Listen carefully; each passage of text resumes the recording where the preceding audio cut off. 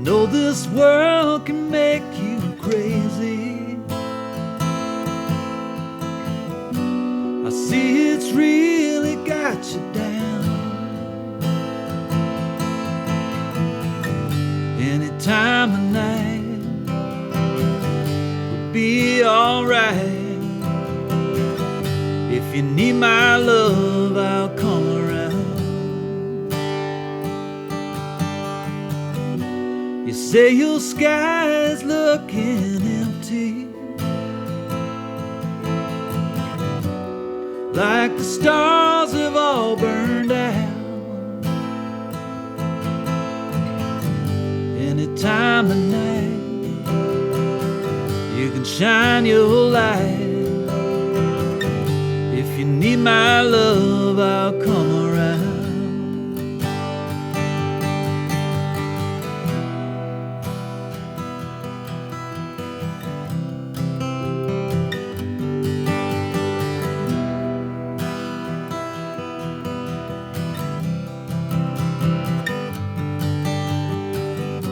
You say you're feeling kinda lonely,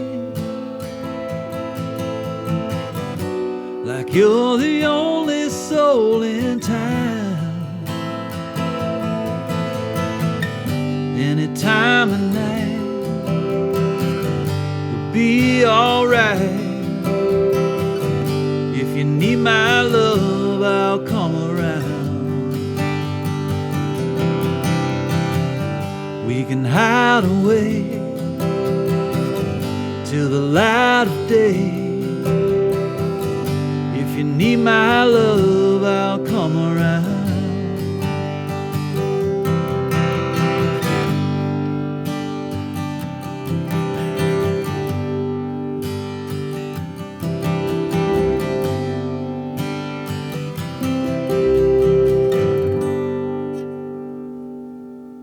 All right, back at it on the East Nashville podcast with Derek Hoke this week. How's it going, Derek?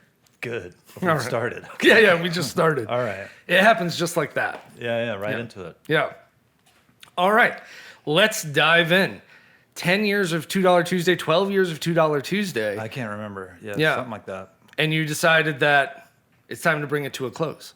Right. I've had those thoughts 7 years ago. Yeah. You know, every December, it's, do I want to keep doing this? You know? And, because it's a lot of work putting together, especially it's 5 acts. Yeah. You know, and this year it's been 3. I've been 3 or 4. 2 or 3, yeah. Post-pandemic. But every December we'd take a couple weeks off for Christmas and New Year's. And I would have those thoughts of like, I don't know, maybe, you know, like, don't want to, because I'm looking at a whole another year of this, of totally talking to strangers and man, you know, the whole like putting it all together. And by the time before I would even make that decision, I'd already booked it into March. Yeah. And so it's like, oh, I guess we're doing it. You know? Yeah. And I would never say any of that out loud. It was just more internal monologue. But this time, and this year, it just, you know, I had in my head of doing it for 10 years. Yeah. And then when I think the pandemic stuff kind of, I was like, well, I don't want that to kill it. Yeah. You know, technically it had been 10 years or whatever, but I was like, let's keep going and plow through this thing. Yeah. And at least end it on our own terms and stuff like that. So that's kind of where my head's been at with it. And the pandemic shows were stressful. Yeah, Like, I mean, we kept it going up there with some live streams and everybody masked up and just doing what we could to keep the 5 spot going and then keep $2 Tuesday at least up, you know, in people's minds still, and with the hope that this will pass. And and then even coming back from post pandemic, where all the clubs around town started charging more money at the door, and which is good. Yeah. And like production fees and stuff got higher, and I was kind of getting lumped into that, and I was like, whoa, this is you know, we can't do this. You know, it's not that kind of show. It's $2 Tuesday, Yeah, not $10 Tuesday. Yeah. And so there's a little back and forth with the owners with keeping it the way it was, and we, you know, because we did a couple of $10 I remember Tuesdays and $5 Tuesdays, and not that it worked or didn't work, but it just didn't. It wasn't the same thing. Yeah, and, yeah. And so we got the $2 Yazoos back and the $2 cover, and they,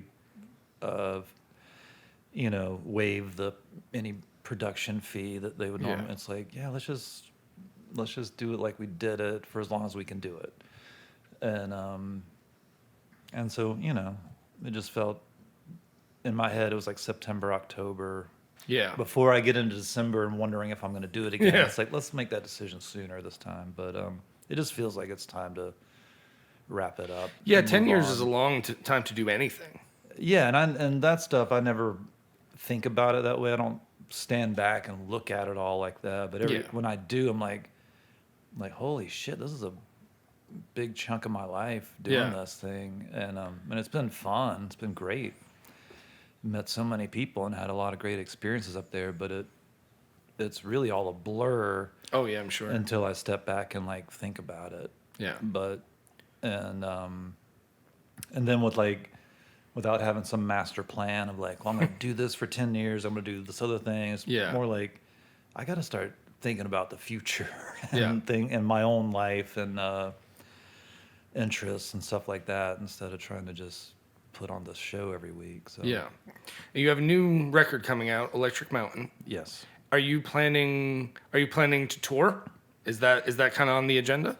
That's an idea. I always like getting put on like small festivals and stuff like that. Yeah, for sure. So kind of waiting see if anything pops off in that department. But also play a couple little things around town. Sure. And what is the release date for the record? September 9th, I think. Cool. Oh wow, so that's coming up quick. Yeah. Awesome.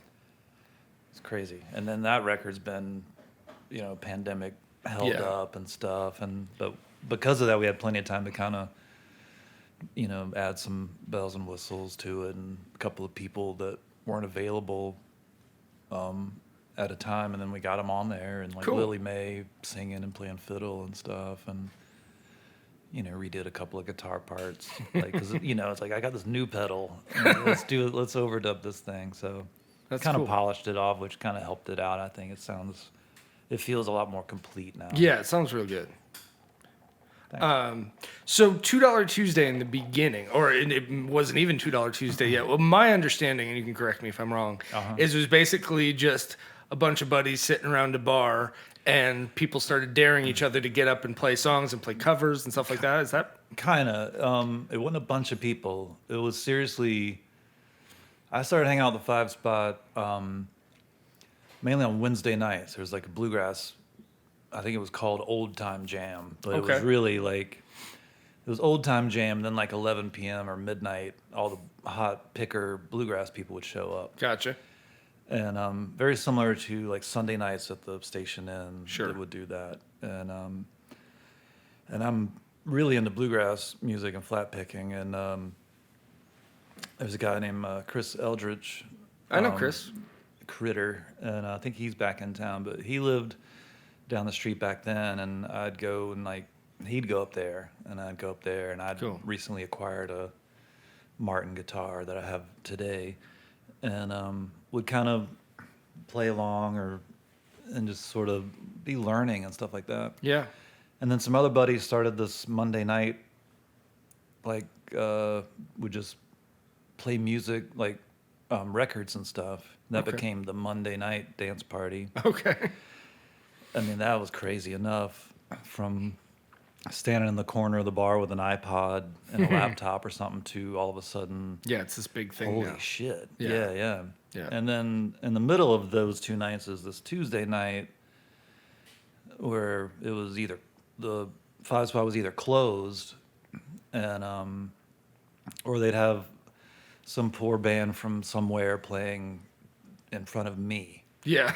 You know, and the bartender. Yeah. And Todd was running sound, you know, stuff like that. And the door person they'd work the door for free PBR, you know. Yeah. And then other nights they'd be kind of open, and we would just hang out in there and like play Wii bowling on the TV, and it's like 6 people maybe. Yeah. But some of those people were some of the most talented people I knew in the neighborhood, and so that's where that idea started. Like, what if we played? Yeah. And instead of coming in here and just drinking and hanging out and stuff, it's like, what if I brought my guitar? Yeah. And then around that time, I'd put out a record, that Goodbye Rock and Roll record, and I was like, what if I get a little band together? Yeah. And then we could maybe, one of the ideas was like we'd back people up, like we'll learn some of their songs and stuff like that. It was just like something about bringing all those people that were hanging out at the 5 spot at the time, and also some of those Wednesday night bluegrass people that I would get them to come over on Tuesday nights too. Cool. And it's like, and I don't know, it just started being this thing. Yeah. And that part is a blur to me, because there's a lot of heavy drinking. Yeah. A lot of late night ideas. You know, I think Todd came up with the $2 Tuesday name, and I think it was $2 hot dogs back then. People ate them, man. $2, 1 a.m. But that's when that bar was seriously like,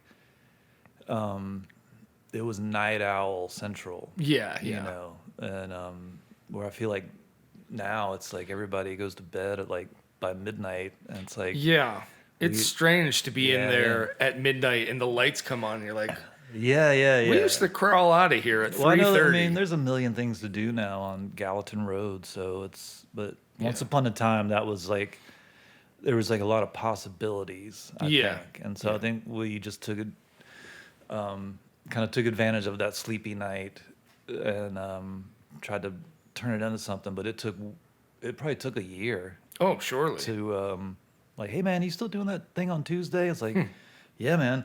Every Tuesday, like getting that into people's heads. Yeah. And then getting the like, hey man, who's playing this week? It's like, just go. Yeah. Just show up. You've never heard of any of them. Yeah. But you're gonna love all of it. Yeah. And it's $2. And that was the other thing, because there were started becoming so many regulars up there that nobody wanted to pay. It was like, and so people would pay with nickels and stuff. Yeah. And whatever. It's just like, we have to make this thing work. It can't be free, and but it has to be cheap. You know? So I don't know. In my early Nashville days, there was many a time that I paid with quarters. Yeah, and they were cool about it back then. I think they stopped taking small change at the cash registers. Why they're like, dude, we can't do that anymore. Quarters, we'll do it, but we don't want to do that. You know. Yeah, that was a big draw for me moving from New York to Nashville, was that like you could just go out to a $2 Tuesday and you didn't need to know who was playing. Everyone's going to be good. Well, that was the part that was hard to tell, especially to managers, that like, hey, my band wants to do this thing. Can you tell me about it? And I was terrible at like, how do you tell someone about like an idea or something? Or this thing that I tried really hard not to categorize into, like, it's not never called it a showcase. Or it's not a writer's night. And thank God for that. We don't need more writers' nights. And people had tried doing that on Tuesdays. When it was the Sleepy Tuesdays. And that's kind of like me. And it's like, we need like some bands, like get more. This is just boring, you know. And but yeah, I don't know, man. I don't know. I'm losing my train of thought already. I have like so many thoughts. So the early days, it was kind of home to people like Margot Price and even Sturgill Simpson, right? Like, I remember seeing Margot Price at a $2 Tuesday. Sturgill didn't live here at the time, but he was in a band called Sunday Valley, and I still remember a buddy of mine, Jacob Jones, who did the Monday night dance party things. Back in the day, he bartended once in a while down at a Foo Bar, which is now the Cobra. And he texted me one night and sent me this grainy video. He's like, dude, there's this band playing here, and they're playing in front of no one. They're playing in front of him.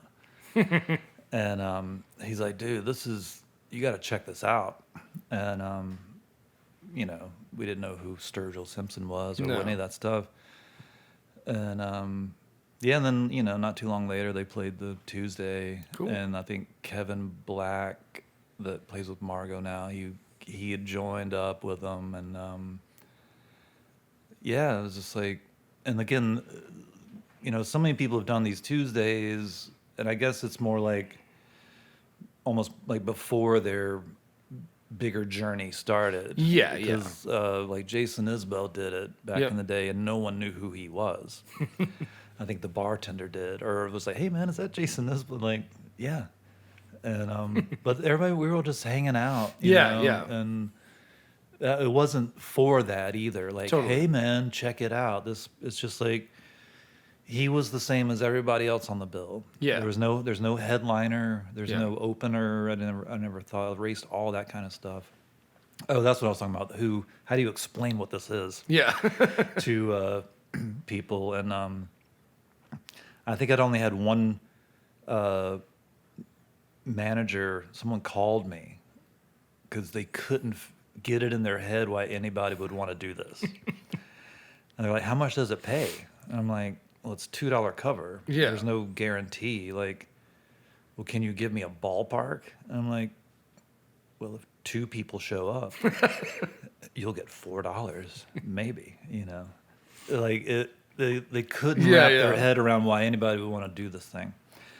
And I think that was the only person that, like, I can't remember who that was, but the artist wanted to do it. Yeah. And the management was just like, we don't understand this. Yeah. We don't want a 10% cut of $4. Yeah. And I was like, any contract, it was like NA, real big. Yeah. It was just like, this does not apply to this. There's no backstage. There's no. Yeah. Catering. You don't get a rider. Yeah. I know you have to do this for your files or whatever, but just like. Yeah. And I didn't care if they thought that I was a jerk or whatever. It's just like, I'm thinking about the next thing and the next thing and the next thing. If you want to do this or not, this night's going to go on with or without you. But I'm thankful to all the people that did do it back then that really could have done something else or played somewhere bigger in town or made a bigger deal about their presence, and everybody just wanted to be a part of this little fun night. And so that's what made other people want to be a part of it, because it was a really fun night. I tried to take the music business part out of it. Yeah. I think something I've always really appreciated about $2 Tuesday is it's very low key in that way. Like, you don't feel like if you're at the Bluebird or if you're at, any of these more serious, intense venues where you just feel like everybody's, side-eyeing. Everybody's just like, is that good? $2 Tuesday, we're just hanging out. We're just hanging out, but there's a quality control element to it. It wasn't a free-for-all. No, everybody's real good. And I've had to tell some people that, some bands I would call them Friday night, like, fellas, y'all are a Friday night band. Meaning they're just too loud and this just isn't going to work. Yeah. And but there's a few times where I'd booked people where I could see the value in it, but then when they'd play, I would get the side eye of like, dude, what is this? I'm like, well, their record's really good, And, oh man, I remember giving you crap once about an artist. I was like, really? That person?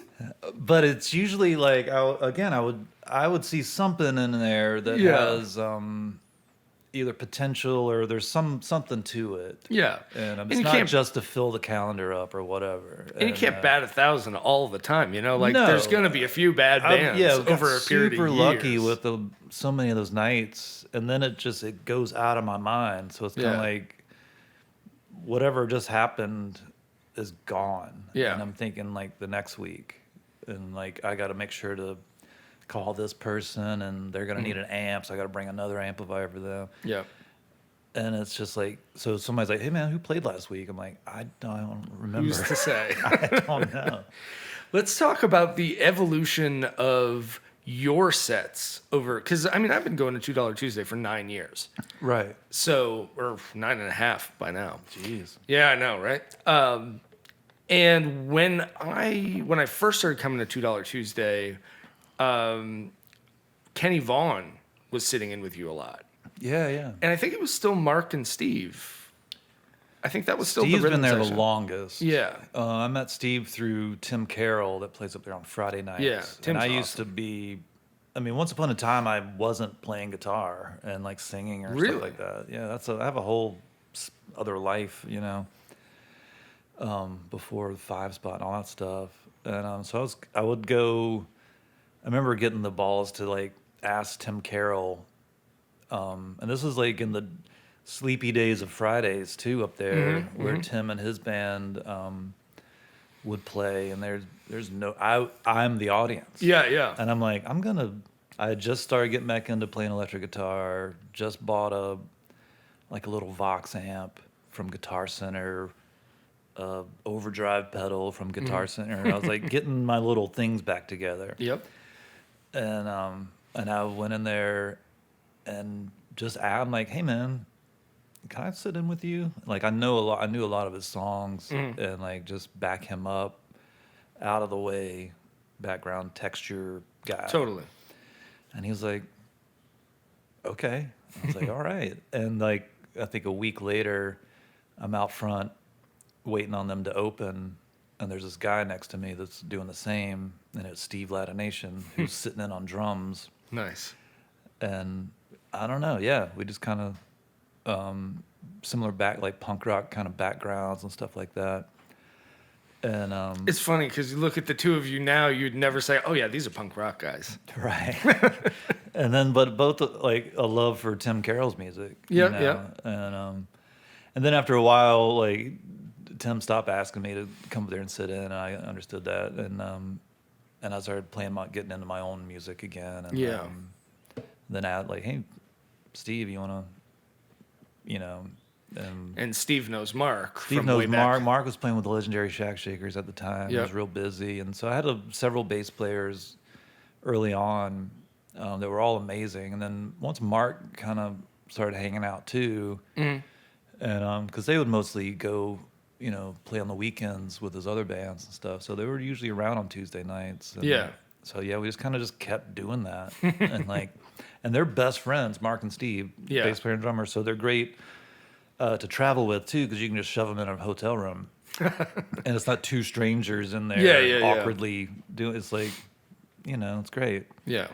And so super lucky to have met them and gotten to play music with them over the years. But yeah, we started out a lot of, you know, more soft country stuff and the honky tonk stuff. And, but those were the records I was making at the time. But I never thought of them as honky tonk or country records. I was really bad at labeling myself and or even calling it Americana. I always thought of like Paul McCartney or I don't know, just stuff that like maybe had fiddle or pedal steel on it, but I always thought of like country music as like Waylon Jennings or you know, some twang, and then it's like I started getting compared to like Lyle Lovett and Vince, like other singer type. And I'm like, I guess that's more in there because it's not. I would refer like it's not shit kicker. You know? What was your first solo record? Which one was that? It was called Goodbye Rock and Roll. Yeah. I think that was like 2009. Cool. And I mean, I made a record before I moved here in Florence, South Carolina, that I don't even have a copy of, but it was what I was doing at the time, you know? Yeah. Cool. Yeah, my biggest recollection of how the sets have changed over the years is your lead guitar playing has become so much more annoying, like perfected. Like when I first started coming, you would shred. Oh, all right. Yeah. Well, I mean, before I was like, when I started doing that, I keep looking at the cars passing your house, by the way. Sorry. I'm like a child with, you put the keys in front of me, I'll shit, you know, stare at it. But I was playing acoustic guitar. And so there'd be a guitar player here. They would do all those duties. But when we'd go out on the road, it was like cost effective and whatever to like. And I basically learned a lot of licks that the guitar players were doing. Gotcha. And then pedal steel players were doing. And I'm like trying to meld these things together. Yeah. And kind of breaking my own brain on how to sing and then accompany myself. Totally. In a trio and it still sound full. And I'm not just strumming on a guitar and there's like just dead air over there. So I was trying to do all of it. And I started getting better at it and more confident with it. And then once I started adding another player like Kenny Vaughn or whoever, then I was trying to also be like we would both be the lead guitar player. Totally.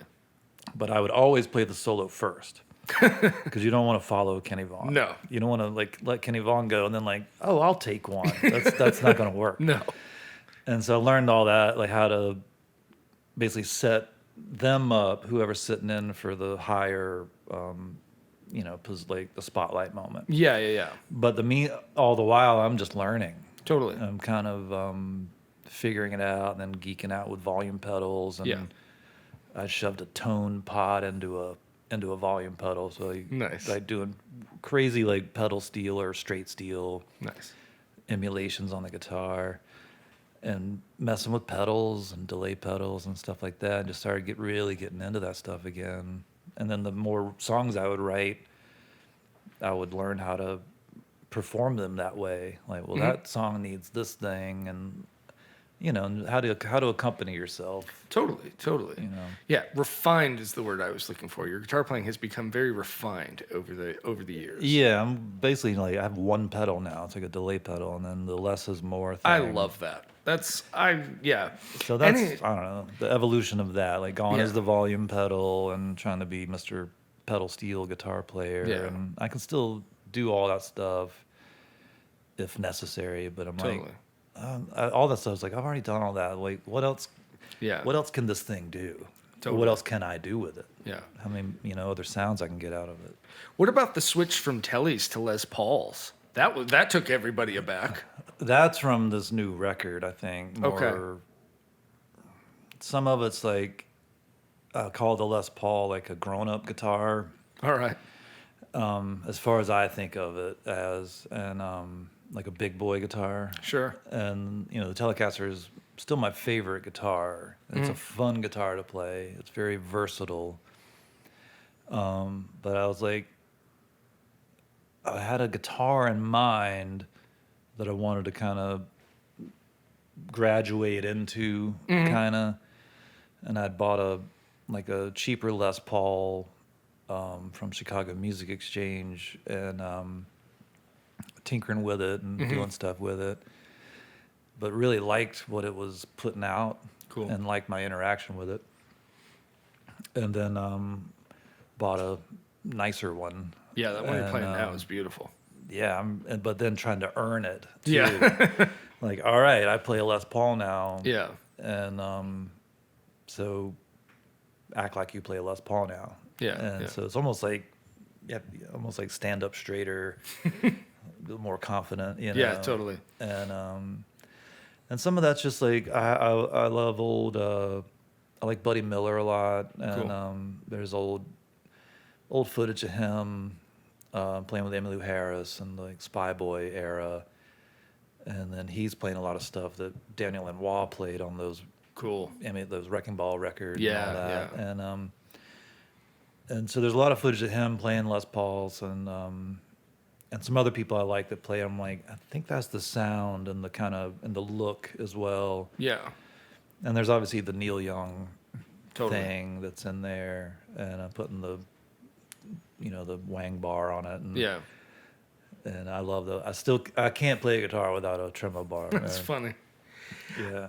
I think I always wanted to be one of those cool guitar players, but I'm not. Like, you are. Come on. No, what I mean, like, I don't have cool guitars. I have.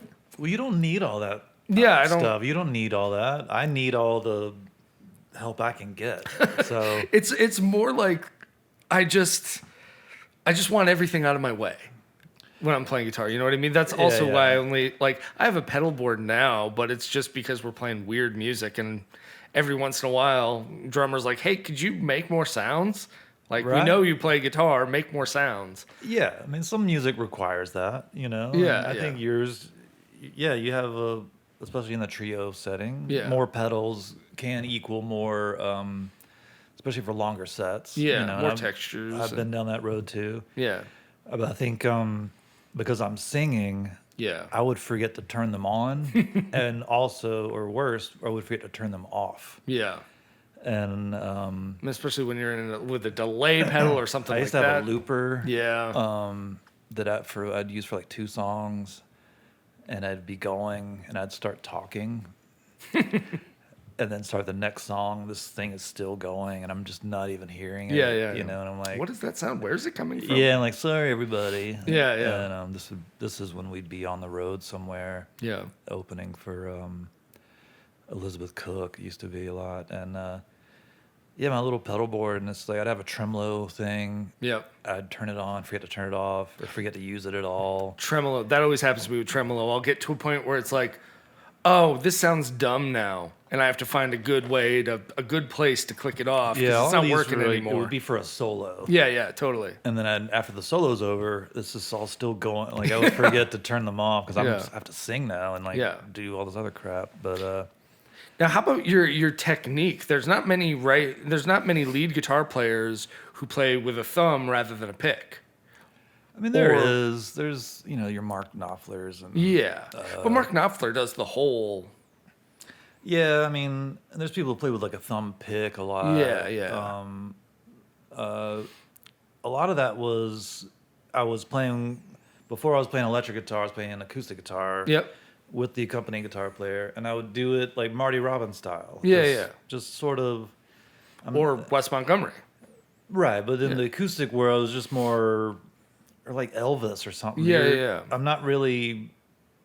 I always think of the acoustic guitar as like a shaker. It's just I'm just rhythm playing, and it wasn't driving with a pick like Tom Petty style. Yeah. Big sound.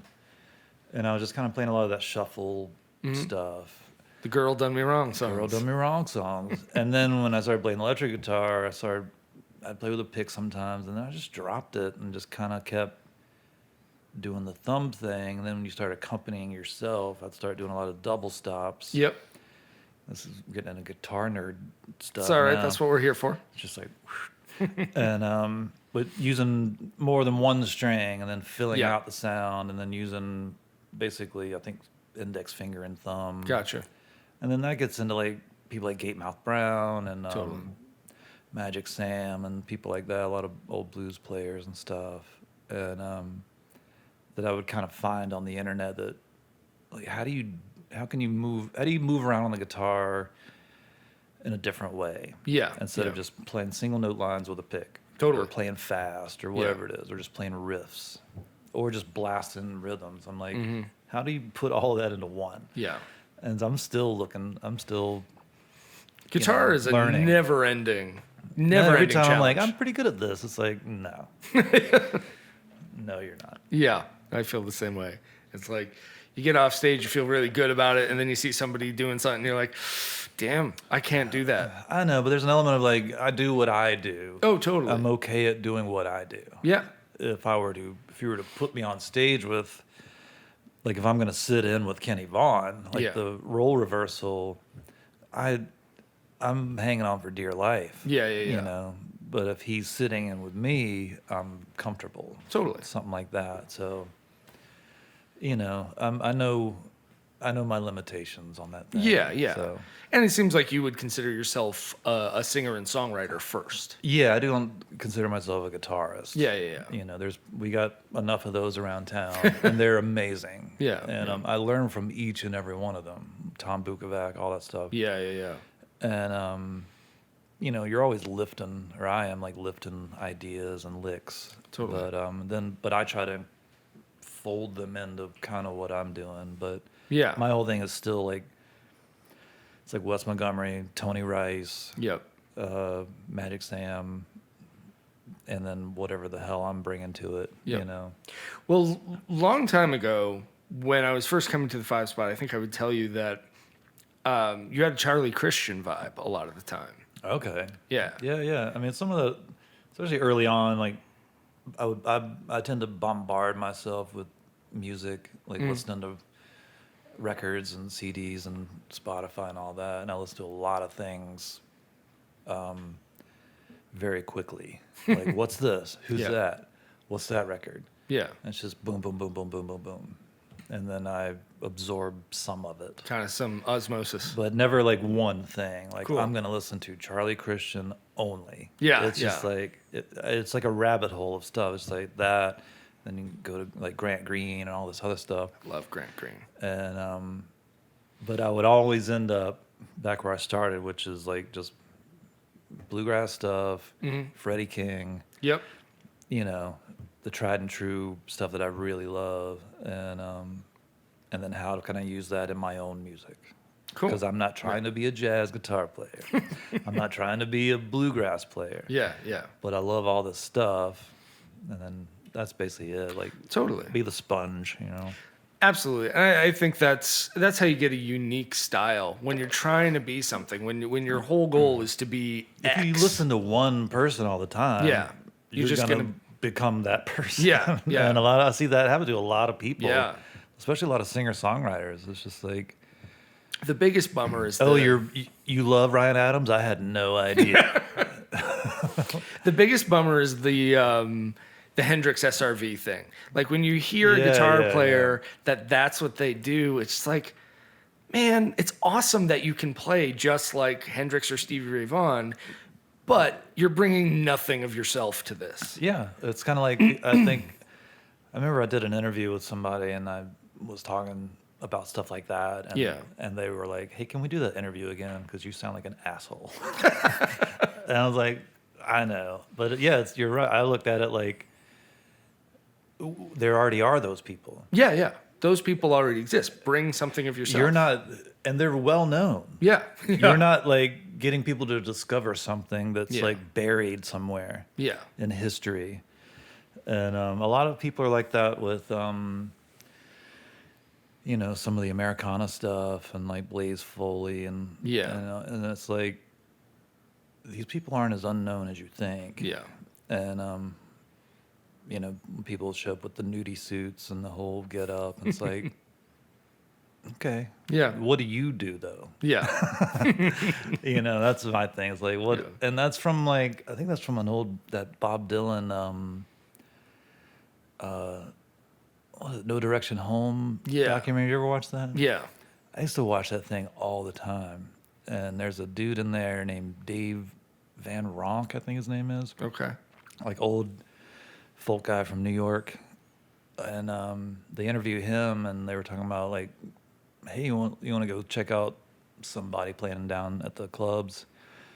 And he was like, does he have anything to say? Yeah. And I knew exactly what this guy meant, because it's kind of like what we're talking about. It's like, you know, is he just another folk singer? It's like your song "Hush Your Mouth," right? Like, it's basically that. Yeah. Just like, you know, don't keep piling on something we already have way too much of. Yeah, unless it's like the best thing ever of that. Yeah. You know. Yeah. And it's like, but I think some of it's just people aren't aware of especially people that don't live here. Yeah. That might, wherever town they're in. Yeah. It's the shit.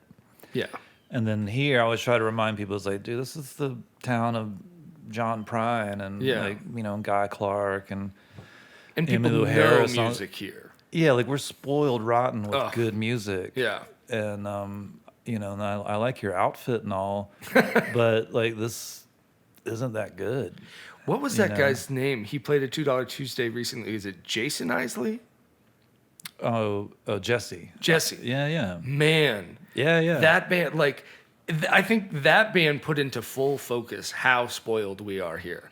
Because, like, that band was playing last at $2 Tuesday. Nobody's really paying attention. People are starting to file out. And it's like, this band is so good. Like, if you were in any other city, anywhere on earth, this would be the biggest thing happening. There's a lot of that. Like some of the stuff that happens here, it's the best thing you've ever seen. Yeah. But because we're surrounded by all of it all the time, it's like you almost don't even think about it. Yeah. It's got to be either a spectacle, somebody's got to light their shit on fire, you know. It doesn't have to be that way. But I always looked at it like the people that could make those audiences shut up. Yeah. That's real power. Whatever that is that's captivating. And sometimes like being loud doesn't do it. No. Or not always. And being quiet doesn't always do it. It's not a polite thing when people shut up to hear your music. It's something that you're putting across that somehow demands attention. And no one is telling anybody. It's not Bluebirdy or that you, again, it's no one's going, shh, no one's telling anybody. Yeah. It's almost like everybody knows, like, oh shit. Yeah, there's something special. Something's going on here. Yeah. And those are always my favorite moments, standing in the back there at the five spot. And it's like, that's good. That's good music. Yeah. That's when you know something's going on. You know?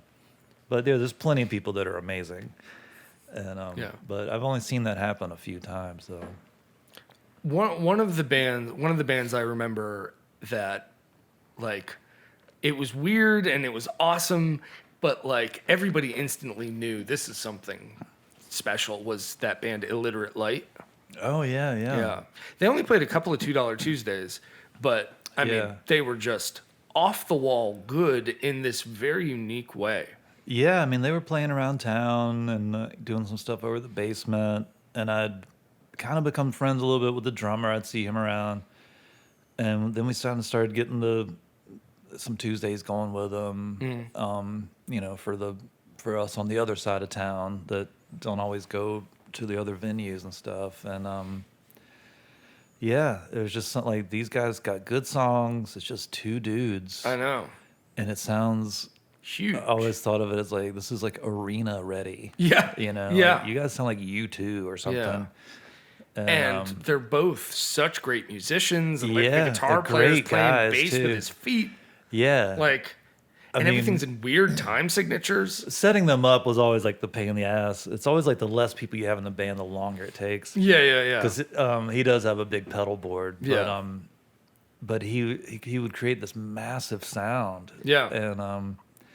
And a tiny drum set. I think it was like a cocktail kit or something. Yeah. It was just like, and he stands up and plays it. Like, how is this so big? Yeah. This is crazy. Yeah, man, stuff like that. That is, and again, it's never introduced as such on my end. Like, you guys need to pay attention to this next act or anything. I'm just like, it's all whatever. Yeah. It's up to the audience to decide of whatever this is. Yeah. You know, I'm not there to cram it down anybody's throat. So, for sure. But those are always those nights where I'm just kind of watch it happen in the back. You know, I'm like, like, I know this is amazing. Let's see if they do. Let's see if people respond. Yeah. Right. Yeah. Yeah. It's always funny to me when, like, I have those moments sitting at the Five Spot or sitting at the basement, any of these places where you're like, oh, this band kind of sucks. And you realize, oh, if we were anywhere else, this would be the best band in the state. I know. I mean, that sounds shitty, though, as if no other town has good music or something like that. But that's not correct. No. But I know what you mean.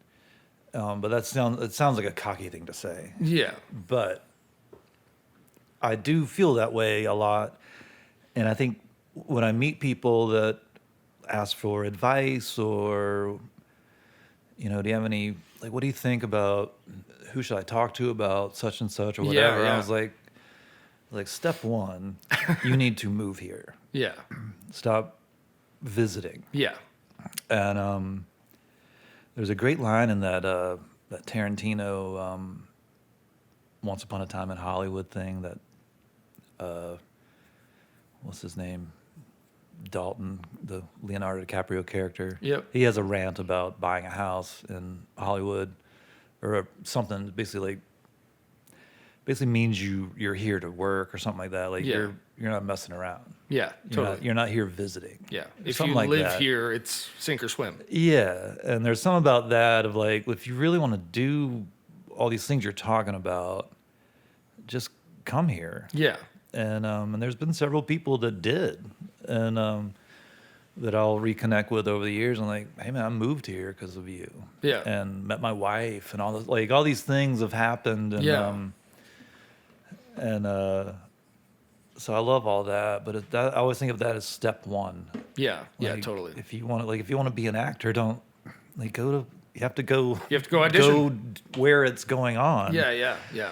And because the minute you leave, it's like it's almost like you're forgotten about. Yeah, it's over. And unintentionally, but it's just like you have to kind of be here, and like those illiterate light guys are great at it. It's like you have to be here and then just be almost like omnipresent. Yeah. Go to everything. Yeah, it's part of it. Be seen. Yeah. Be shaking hands. Because I've done that a lot. And like someone's like, hey man, I'm looking for like a bass player. You know anybody? I was like, yeah, that guy right there. Yeah. You can point to them. Yeah. And because if they're not there, you're probably like, I don't know, maybe, I don't know, I'll think of somebody. But it's easier just to like point. You know? Now, how do you see your role in the community at this point? Because 10 years ago, a dinosaur. 10 years ago, you're a guy doing this unknown Tuesday night thing, but now, I mean, $2 Tuesday is big business. It's known, or not big business, but it's known. It's a big deal. I mean, it went from definitely like us sort of entertaining ourselves to like more, getting the East Nashville community, music community. Everybody that lived in the neighborhood at the time, like a hangout spot. But I remember like meeting some dudes from like Brazil, and I'm like, how do you know about this? Yeah, what are you doing here? What and brought you from in other parts of, not only other parts of the country, but other parts of the world. Yeah. It was like blowing my mind. Like, how do you know what this is? Yeah. How did you know to be here on a Tuesday night? Yeah. And a lot of it's like somebody told me, or so-and-so told me that so-and-so told me, and and it gets out, like people that were visiting, and they'll go back home, like when you go to Nashville, make sure you do this thing. Yeah. And so I would always be thrilled that I was on the list, because we all do that. It's like when you come here, you got to go to Roberts, and you make your little list. Yeah. And that we were on a list, like that was my biggest thrill. I was like, we're on a list. Totally. That's how I thought about it. Yeah. You go to Princess Hot Chicken, you go to $2 Tuesday. That's what I always tell people when they're like, "Oh, we're thinking about coming to Nashville." I'm like, make sure you're here on a Tuesday night. Yeah, that like all those things are so like out of my mind, unintentional or whatever. Yeah. And like that's what I was saying is like this thing, it got beyond what I could ever conceive of. Yeah. And I don't know. Yeah. It's funny because you do graduate to that. People want your advice. They want your input. Oh, how am I going to do this in town? And I don't have all the answers. No. I might have a few. Well, it's funny. People say to me, like, how do I get Derek to talk to me about this? I'm like, I don't know. Lord. Yeah, I don't know what that is. Just it's all on Facebook. The whole time it's on Facebook Messenger. Yeah. Do not text me or call me. I've had a few people do that. Like, hey, man, it's like 8 in the morning. And I'm just like, fuck you. Yeah.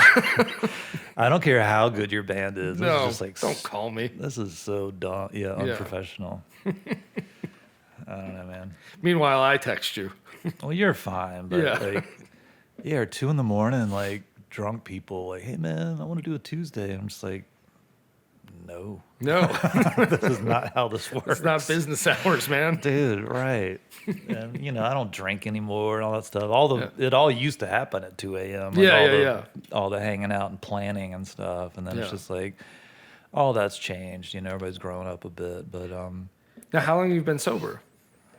Like 6 or 7 years. I don't know. I've never used that term either. I just like quit drinking. Yeah. I didn't go to meetings or anything, or what went wrong into with any that of that decision? Look at it like I got high score at 5 spot, and 5 points. Yeah, like I'd made a lot of bad decisions, and I was getting older, and like I think I'm done with this. Yeah, and it just like nothing happened. Nobody got pregnant or no DUI or it wasn't some moment that had to get sober or whatever. I was just like, I think I want to stop doing this. And I come from like an alcoholic family, and so I don't go out and have a beer. I go out and have all of them. Yep. But I was pretty good at like, I would never drink on Tuesdays until it was all done. Yeah. And most people would leave. And that's back when you could smoke in there and stuff. Yeah. And then like we'd still kind of do that sometimes. You know, if there was enough people had left, the ashtrays would come out and stuff. And it's like, oh yeah. And just hang out there, man. And that's something I love about this life that I feel like so many like quote unquote normal people don't really get to experience. Like when you're a regular at one of these bars and you get to see the after hours life. Like the first time it ever happened to me was Brooklyn. When I was living in Brooklyn, there's a place called the Brooklyn Ale House, and they had these big heavy curtains. And once 4 a.m. hit, those heavy curtains would close, and it was like, whoever we invite to stay can stay. Right. And then as a musician artist type, you end up stumbling out of the joint drunk as hell, 9:30 a.m. while people are totally. You walk onto the street and people are walking to work, and there's your even people that you ass. Saw earlier the night, like they went home and went to bed, and you're like, they're going to work, you're going home. Yeah, there's a few nights of that, but those are when I think among artistic people, that's often when the best conversations take place. Well, there's a lot of, especially like the old days of like the Los Colones boys, and when they were called the Clones when they first moved here, and even some of like the old Margot and Jeremy stuff, and like that was back when like there was an app called Vine, which I think is TikTok now. We were all just like vining all the time, like making goofy videos, and the early days of Instagram and all that stuff. And, but all of that was 1, 2 o'clock in the morning, I'm sure. Absolutely. You know, and before everybody it was on all that stuff. It was almost like everything was like for ourselves and for each other. Yeah. And there wasn't a lot of outside eyes seeing what we were up to, you know, because the show was over. Whatever. People went home, and you guys were just goofing off. We would just stay there. Yeah. But I don't know. Just getting older, just all that stuff is like, all right, let's quit drinking. Let's try to do some other stuff. Let me get high score at eating broccoli. You know, I've nailed the life goals. IPA and vodka shots and all that stuff. Yeah. Now, what is your relationship to some of these songs that you've been playing on Tuesday nights for 10, 12 years? Like, what do you mean? Well, a song like the one you play for Polly. What is that one called? Oh, the Lonely Street song? Yeah, that's that's been in your catalog for a long time. Yeah, I mean, that's still, I think, one of my strongest little songs. And I always call them all little songs because they're not deep. You know, these are not change your life tunes, you know. They're all just little catchy songs. And but that one always was like I would call it like my standard, if you will. It's real easy. Anybody can play it, that kind of stuff. And I was real proud of that one, and still am. Yeah, there's not much to it, and well, it's just still fun to play. Yeah, like that one seems, from the stuff I've written, more timeless than maybe some of the other, like the earlier honky tonk ones, where that's of an era that I was into at the time, and then have tried to evolve, not away from or abandon in any way. No. It's just more like all those elements. I would get into like other stuff. Yeah.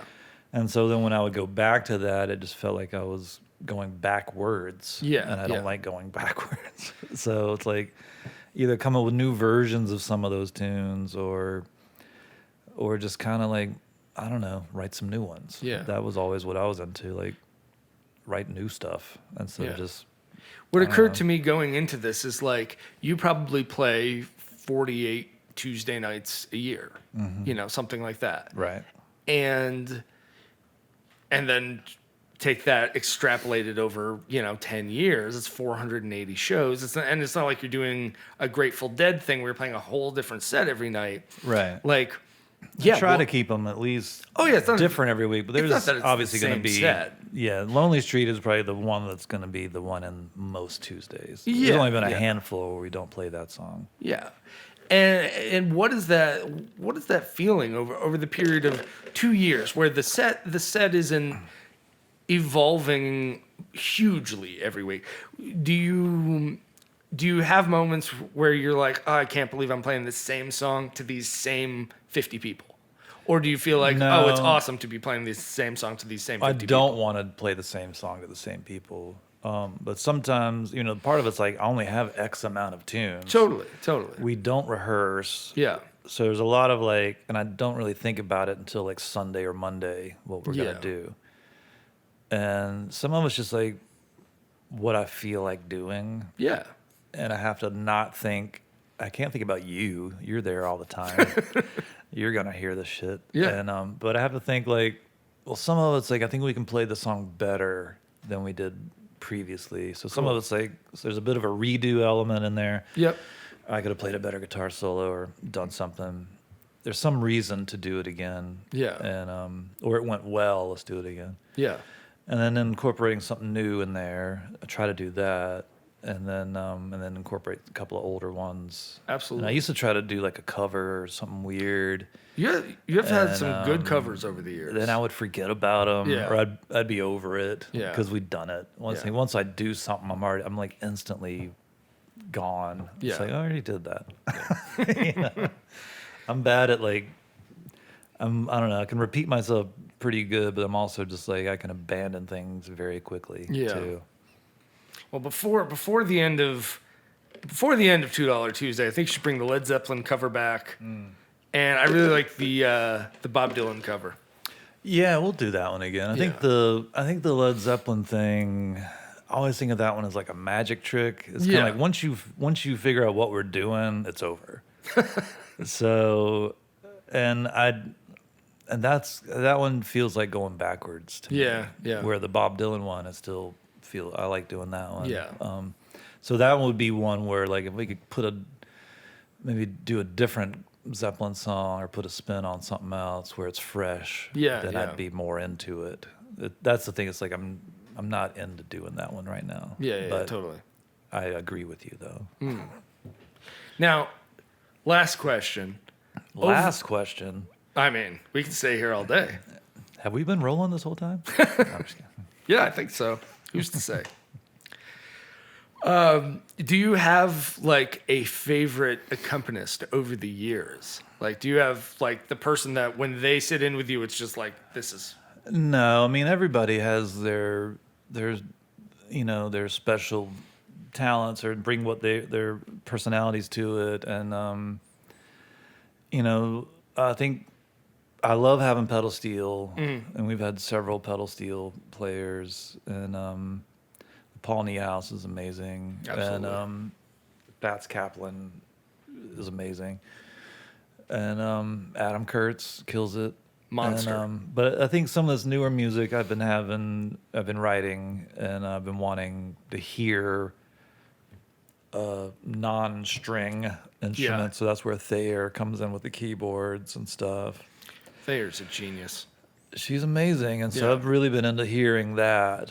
And I think that's kind of what it's all about. Like this, like what keeps me wanting to do it all the time is like I want to hear something new. Yeah. Like literally just hear it, and it's something that's been in my head or something I want to try to convey to an audience. And I think Thayer helps with that greatly. And she also sings, and she's got a really cool voice. Yeah, she does. And so stuff like that, and that helps the evolution of where if you do go to a lot of Tuesdays over time, it's totally different than absolutely even like 2 years ago or whatever. Yeah. So and that's so I don't get bored out of my mind too. Or feel like Groundhog Day, like here we go again. Yeah. I mean, I feel that way. I do feel that way when I get there every Tuesday, like 7:30. It's like I always call it getting into character. Yep. Because I have to like meet people I've never met before, or some of the acts that play, and kind of give them the rundown. A lot of them don't know. I'm going to introduce them, and they're like, I'm asking them all these questions. They're like, what do you want to know this for? I'm like, oh, I'm going to talk about you before you start playing. Yeah. I think of it like a nightclub act, and I'm the like, whatever. Yeah, the MC. And then because I'm always like, you'll get it. Yeah. And at the end of the night, they're like, oh man, that's really cool. It's like a well-oiled machine. I'm like, well, yeah, it's like a thing. And but it's another thing that's hard to convey verbally to people. It's to strangers, especially on a text or over the phone. What is this? You'll get it when we get there. You'll understand. And when did Tim Hibbs come into it all? That part I don't remember. Okay. I think that was a haze. Yeah. And I'd met Tim years ago down in Austin, Texas, and I was playing down there at the Continental Club, and we met on the streets of Austin. And I don't remember how we started doing that, like how it became like, hey, why don't you bring your turntables? Yeah. Like I really have no recollection of that. I just know that he's been doing it for a long time. And since we kind of started talking about the end of these things, I've been trying to go back in time to some photos or looking on my phone or whatever. Yeah. And like there's photos I don't have anymore of early days. But I do have some pictures of Tim, and I'm looking at the date, and I'm like, holy shit, you've been here, like... Yeah. And it's almost like we look like children, like it was almost like, holy crap, that's a long time. Yeah.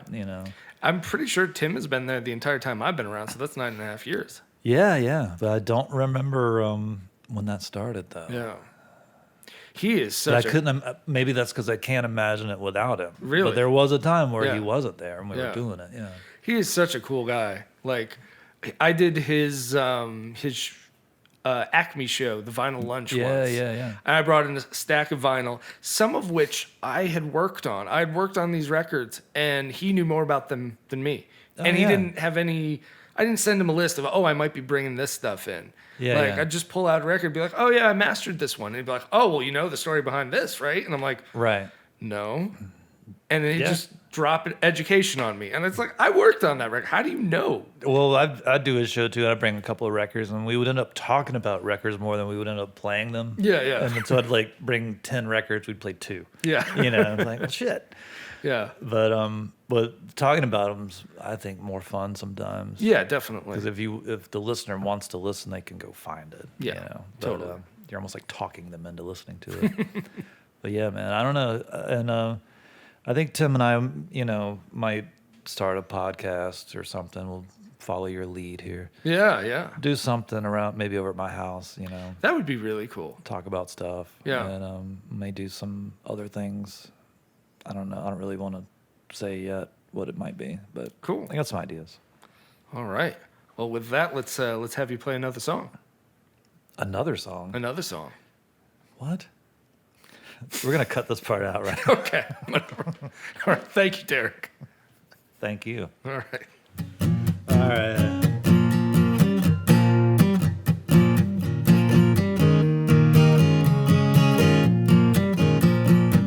You come to town with a chip on your shoulder, baby, like we ain't never seen the likes of you. You walk around, say you're gonna take it over. I bet you never even sang the blues. Well, hush your mouth, go back home. You ain't got nothing to say. Well, hush your mouth, go back home. Try again another day.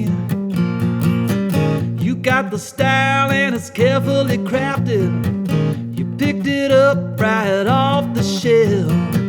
You got the moves and they're perfectly acted. You better take some time to find yourself. Well, hush your mouth, go back home. You ain't got nothing to say. Hush your mouth, go back home. Try again another day.